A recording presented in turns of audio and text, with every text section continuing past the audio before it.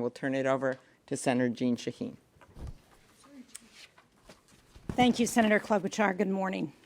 I want to talk about the devastating impact that the Dobbs decision has had on our female service members. But before I do that, I want to respond to a story that broke this morning. One of the things that we have heard all of my colleagues talk about is the fact that since the Dobbs decision, whenever women and voters have had a chance to overturn Dobbs, to reinforce the importance of having women have access to reproductive rights, that they have succeeded. Well, now what we're learning this morning is that there are billionaires who are funding efforts to manipulate our voting process to keep women and voters from having a chance to weigh in on this issue. That is just unacceptable. It's another example of an effort by the far right to try and change our voting laws so that they can make sure that the people who are voting are the people who support them, rather than listening to people across this country. Now, to go back to the impact on servicewomen and military families have no choice over where they and their loved ones are stationed and what state laws may govern women's bodies.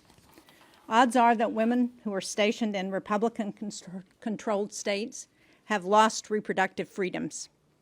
Now, the Pentagon enacted policies providing necessary leave for reproductive health care services, but that's not enough, and that's why I've introduced legislation, the Protecting Service Members and Military Families Access to Health Care Act, which would codify these policies and ensure that service members and their families can access non-covered reproductive health care, including abortion services, regardless of where they're stationed.